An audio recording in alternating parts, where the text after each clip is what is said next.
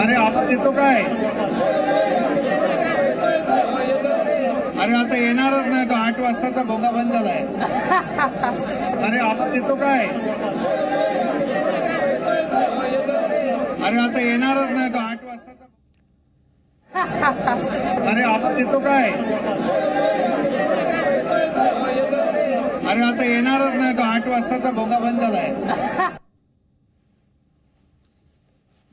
और अश्विन पांडे इस वक्त हमारे साथ जुड़े हुए हैं। एकनाथ शिंदे जिस अंदाज में कह रहे हैं वो भी शायद लोग समझते हैं कि परोक्ष रूप से अगर एकनाथ शिंदे मुख्यमंत्री बने हैं तो उसमें एक हिस्सा, एक बड़ा योगदान संजय राउत का भी जाता है। हमारे साथ अश्विन इस वक्त जुड़े हुए हैं। अश्विन, कुछ देर के बाद निकलेंगे क्या? बिल्कुल अश्विन इशारा कर इस रहे हैं। वक्त संजय राउत आप देखिए बाहर निकल रहे हैं, दोनों हाथों को उठाए वो बाहर निकले हैं और आप तस्वीरें देख सकते हैं कि किस तरह से संजय राउत लोगों को अपना हाथ दिखा रहे हैं। उन्हें इसी ग्रे कलर की इनोवा कार में बैठा कर लेकर जाया जाएगा।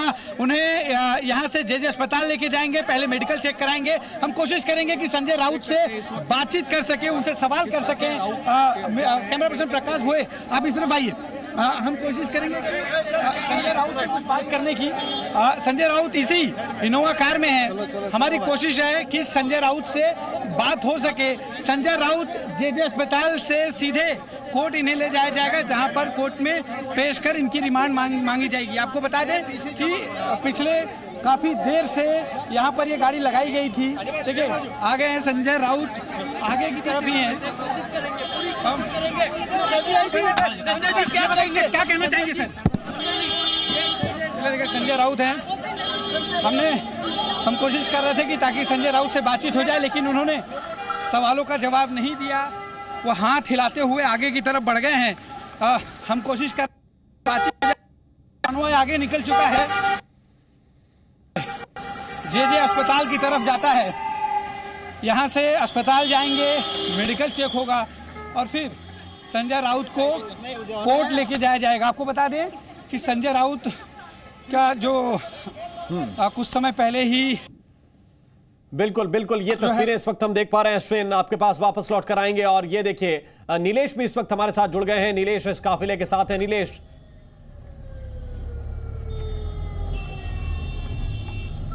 ऐसे रखना, किसी को बीच में नीलेश आपको आवाज अगर मिल रही हो तो जरा बताइए, क्योंकि यहां से ये काफिला निकला है। नीलेश बता रहे थे तकरीबन यहां से 4 से 5 किलोमीटर की दूरी होगी जेजे अस्पताल की, जहां पर मेडिकल टेस्ट के लिए ले जाना है। नीलेश, तो लगता है संपर्क नहीं हो पा रहा नीलेश से, लेकिन ये तस्वीरें जरूर इस काफिले की आपको दिखा रहे हैं।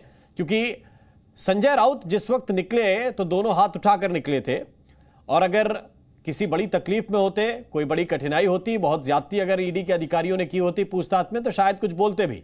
लेकिन उनसे 2-3 दफा उनके पास मौका भी था, गाड़ी का कांच खुला हुआ था और सामान्यतः बोलने के लिए ही जाने जाते हैं।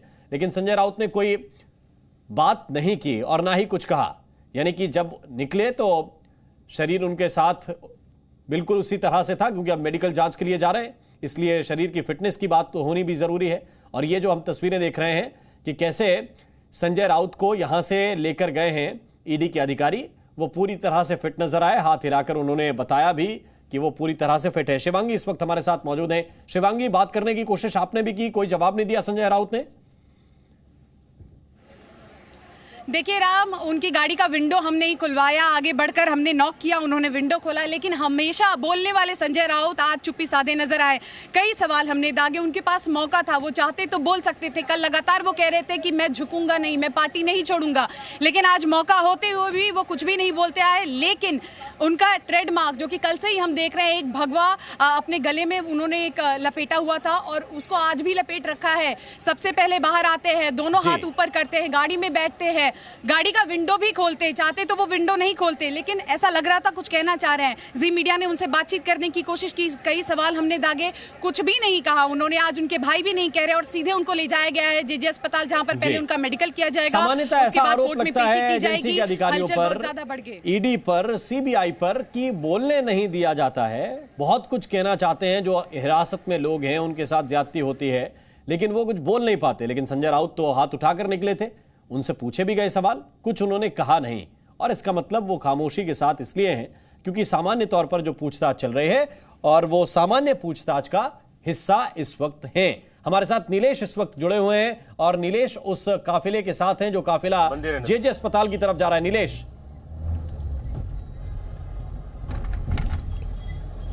जी राम, ये वो तस्वीरें आप देख पाएंगे कि हम ठीक उनके व्हीकल के जो कॉन्वॉय है उसके थोड़े पीछे से ही है और ये सीएसटी का इलाका है। यहाँ से जो जेजे का रास्ता है वो करीबन 20 मिनट का अब पड़ेगा संजय राउत के लिए। संजय राउत के लिए तो स्पेशल कॉन्वॉय जो है वो तैयार किया है, लेकिन जो मुंबई का ट्रैफिक है वो आप देख पाएंगे कि किस तरीके से हम थोड़ा उनसे पीछे हो पाए हैं इसी ट्रैफिक के चलते। लेकिन संजय राउत का जो कॉन्वॉय है अब तकरीबन जो जेजे फ्लाईओवर है वहाँ टच कर चुका है। जेजे फ्लाईओवर से उनकी जो रफ्तार है उस रफ्तार के हिसाब से, क्योंकि उनके लिए एक अलग ट्रैफिक रूट भी डिवाइड किया गया है, पूरा एक अलग रास्ता तैयार किया जाता है ऐसे केसेस में, तो उनका जो डिस्टेंस है वो बेहद कम हो गया है और महज कुछ ही मिनटों में वो जो है वो जेजे अस्पताल पहुंच जाएंगे। इस समय 12:37 हो रहा है, यानी कि करीबन 1 बजे तक संजय राउत का जो काफिला है वो मुंबई के जेजे अस्पताल टच हो जाएगा, जहां पर उनकी मेडिकल जांच होगी। आपको बताएं कि सोर्सेज के अनुसार ये जानकारी मिल पा रही है, जो कि शिवसेना के काफी करीबी सोर्सेज है, वो बता रहे हैं कि संजय राउत को क्योंकि बाईपास सर्जरी कुछ समय पहले हुई थी और इसी ग्राउंड पर उन्हें जो ईडी कस्टडी है उससे बचाने की कोशिश जो है वो शिवसैनिक जरूर करेंगे।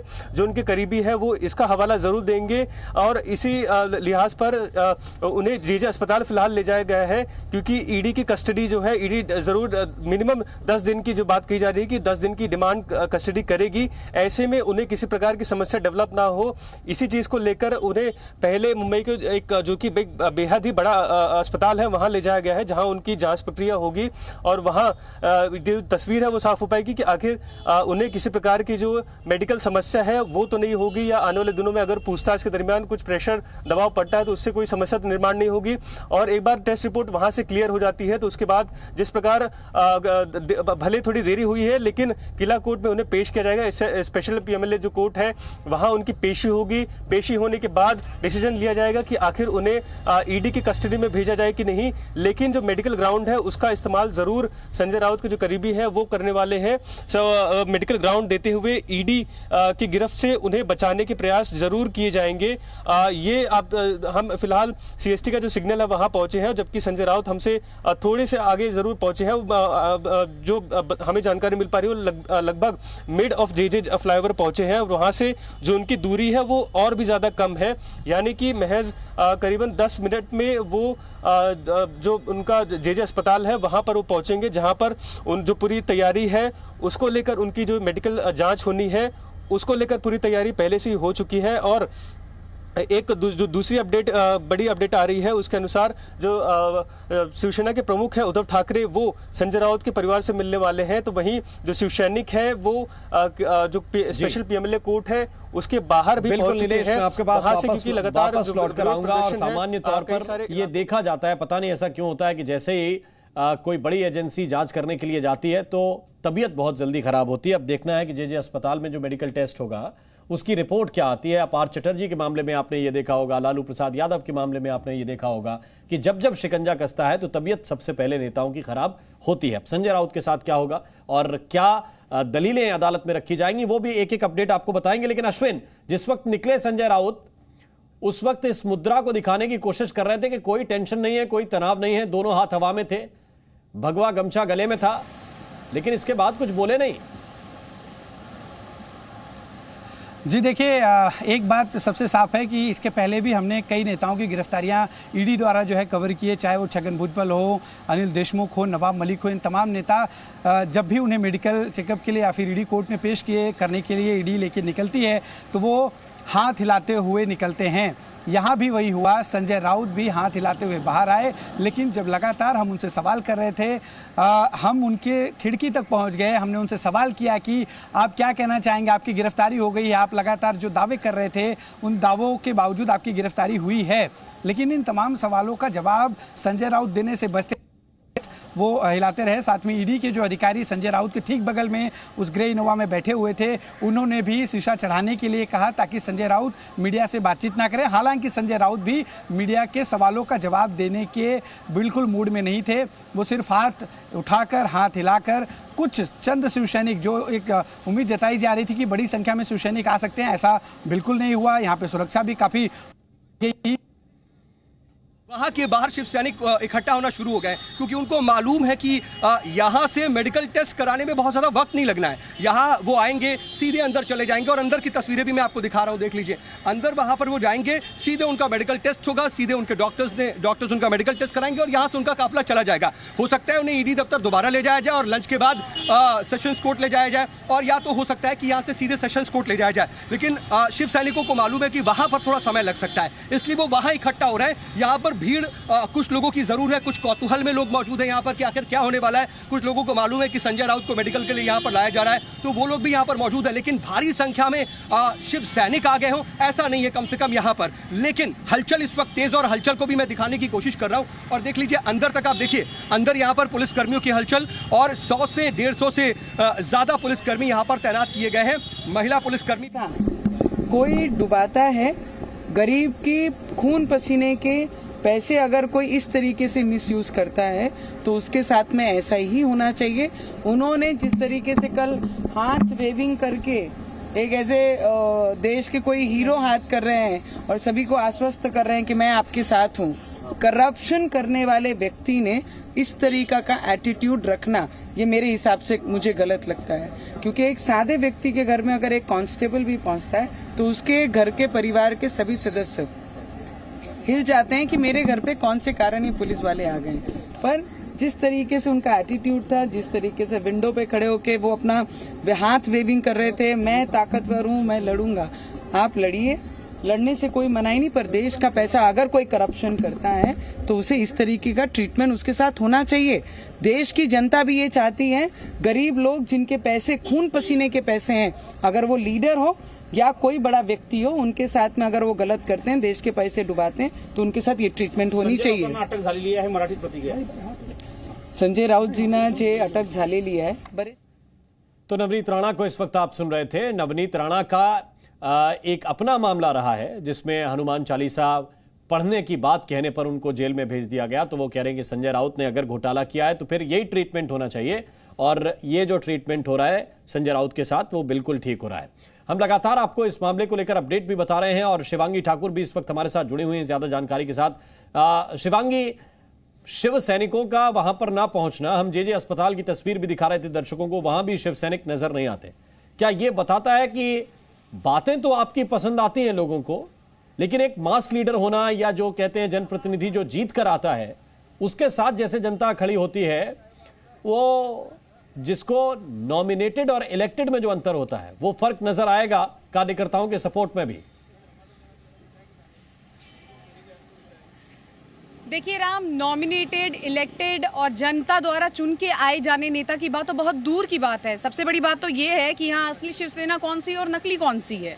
अगर असली शिवसेना ये है तो शिवसैनिक कहाँ हैं? सबसे बड़ा सवाल यही, क्योंकि शिवसैनिक तो यहाँ दिखाई नहीं दिए हैं। और जितनी भारी संख्या में ये कहा जा रहा था कि यहाँ पर शिवसेना के जो तमाम कार्यकर्ता है और संजय राउत के समर्थक हैं वो आएंगे, और पुलिस ने इसीलिए यहाँ पर पूरी तैयारी कर रखी थी कि लॉ एंड ऑर्डर की जो स्थिति है मुंबई शहर की वो ना बिगड़े, लेकिन यहाँ कोई नजर नहीं आया। एक कहावत है कि मुसीबत के वक्त सिर्फ और सिर्फ आपका परिवार ही आपके साथ नजर आता है, और यही कारण है कि केवल सुनील राउत जो कि संजय राउत के भाई हैं वो यहाँ पर दिखाई दे रहे हैं। कहाँ हैं बड़े नेता? कोई भी नजर नहीं आ रहे हैं। मीटिंगों का दौर हालांकि जारी है, परिवार से मिलने जाएंगे ऐसा भी कहा जा रहा है। मातोश्री से तमाम नेता, उद्धव ठाकरे खुद भी मिलने जा सकते हैं, लेकिन वो संजय राउत जो रोज सवेरे, जैसा कि एकनाथ शिंदे मौजूदा मुख्यमंत्री कह रहे, भोपू की तरह बजा करते थे, यानी कि वो अपने विवादित बयान के लिए जाने जाते थे। आज मौका था उनके पास राम, ऐसा नहीं है कि मौका नहीं था। वो बाहर निकले, विंडो उन्होंने खोला, कई सवाल मैंने सीधे पूछे, मुस्कुराते हुए, हाथ जोड़ते हुए वो आगे निकल गए। संजय राउत ऐसे नहीं है। हो सकता है कि इस वक्त पूछताछ हो रही है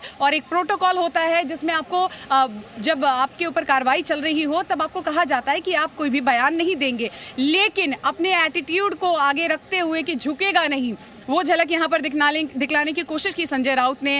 हाथ वेव किया, भगवा गमछा आप देखिए गले में रखा, खिड़की भी खोली, लेकिन कुछ बोले नहीं। अब देखना होगा कि कोर्ट में वो अपने बचाव में क्या कहते हैं, क्या कुछ होता है। लेकिन वहीं दूसरी ओर जितने लोग थे संजय राउत जिनके खिलाफ बयानबाजी करते रहे, चाहे वो कंगना रनौत हो, चाहे वो नवनीत राणा हो, चाहे वो एकनाथ शिंदे खुद हो, आज उन सबको मौका मिला है और कोई भी इस मौके को नहीं छोड़ रहा है। कल पूछताछ जब हुई थी, जब उनको हिरासत में लेकर जा रहे थे, तो जरा देखिए एक भगवा रंग का गमछा जो मेडिकल के लिए पेशी के वक्त जाते वक्त भी उनके गले में दिखेगा, उसको एक प्रॉप की तरह इस्तेमाल कर रहे हैं। एक टूल की तरह इस्तेमाल कर रहे हैं। और सामान्यतः नेता अभिवादन में हाथ हिलाता है, लेकिन ये जो गिरफ्तारी है, ये जो हिरासत में जिस वक्त लिए गए या मेडिकल पर पेशी के लिए ले जा रहे हैं, और दूसरी तरफ आप तस्वीरें जब देखेंगे तो उसको भगवा गमछे को बार बार दिखाने की कोशिश कर रहे हैं। और क्या भगवा रंग के प्रभाव के आगे जो आपने काम किए हैं वो छुप जाएंगे, वो ढक जाएंगे? क्या इसका प्रयास हो रहा है?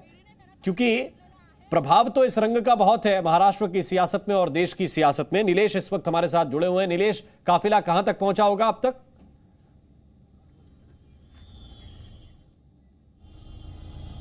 जी राम, आपको बताऊं कि संजय राउत का जो काफिला है वो जेजे अस्पताल पहुंच चुका है और ये आप देख पा रहे हैं कि जेजे अस्पताल का मेन गेट है और इसी गेट के अंदर जो है वो संजय राउत की एंट्री हुई है। और फिलहाल संजय राउत का जो पूरा काफिला है, जो ईडी के अधिकारी हैं वो उन्हें लेकर अंदर पहुंचे हैं और हम भी इस अस्पताल के बाहर पहुंचे हैं और यहाँ से आपको जो पूरी जानकारी है वो आप तक पहुँचा रहे हैं, हमारे ऑडियंस तक पहुँचा रहे हैं। यहाँ पर लगभग करीबन 1 घंटे का समय बताया जा रहा है, उनको करीबन 1 घंटे का समय लगने वाला है, जहाँ पर उनकी मेडिकल जो है वो जारी है। जिसे आप खुद बता रहे थे कि जो राजनेता है, जब उनके पर किसी प्रकार की कार्रवाई होती है तो सबसे पहले उनके पास एक मेडिकल ग्राउंड जो है पहले से ही तैयार होता है। और इस केस में भी हमें यही देखने मिल रहा है, क्योंकि जो सूत्र है वो यही बता रहे हैं कि जब कोर्ट में उनकी पेशी होगी, जब कोर्ट में बहस होगी, तो जो शिवसेना के करीबी है वो जो उनके परिवार संजय का जो परिवार है वो इस मुद्दे को उठाएगा कि अब से कुछ समय पहले ही उनकी बाईपास सर्जरी हुई थी और इसी सिलसिले में उन्हें कोर्ट में या फिर ईडी के सामने जाने से राहत दी जाए, उनकी हिरासत में ना जाने दिया जाए। उन्हें मेडिकल ग्राउंड पर ईडी से बचने की जो दलील है वो उनका परिवार और उनके करीबी ज़रूर पेश करने वाले हैं।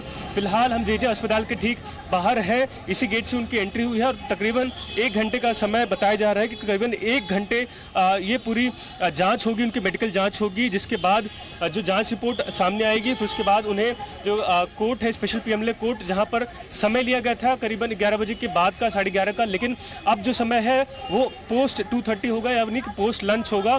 तो 2:30 के बाद जिस तरीके से उनके लिए एक अलग से कोर्ट रूम तैयार किया गया है, कोर्ट रूम 54 तैयार किया गया, वहाँ पर उनकी पेशी होगी, जहाँ पर ईडी के जो वकील हैं वो अपनी दलील पेश करेंगे। संजय राउत की तरफ से दलील पेश की जाएगी कि जो भी सबूत है वो किस तरीके से, क्योंकि लगातार बता रहे हैं कि जो सबूत है फैब्रिकेटेड है, बेबुनियाद सबूत है, तो इन सब को लेकर ईडी जो है काउंटर जरूर तैयार करेगी और अगर काउंटर तैयार होता है और उसमें जीत उन्हें मिलती है तो तकरीबन 10 दिन की जो कस्टडी है वो जरूर ईडी डिमांड करेगी। हालांकि मैक्सिमम 14 दिन की जो कस्टडी है वो एक बार में दी जा सकती है।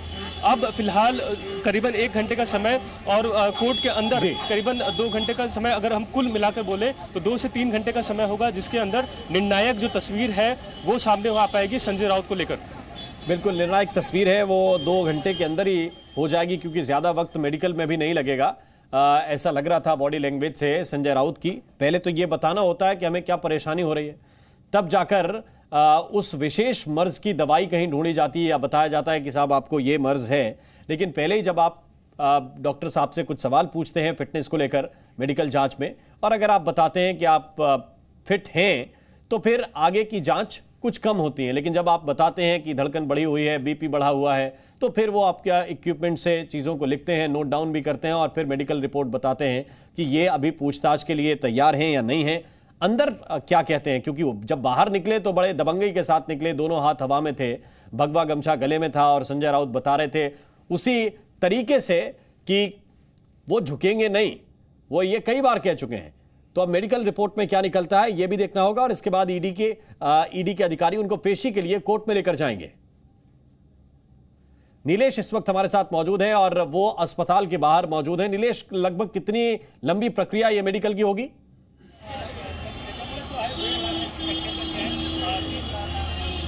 जी देखिए राम, एक बड़ी बेसिक जो जांच है वो सबसे पहले की जाती है।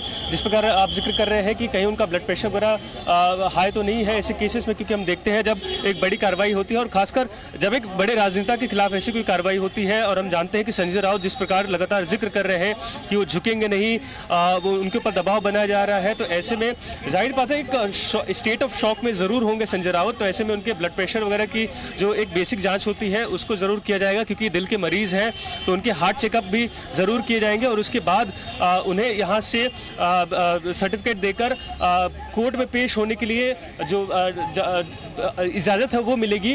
उसके बाद कोर्ट में जो पूरी कार्रवाई है, जो पूरी प्रक्रिया है वो लंबी चल सकती है।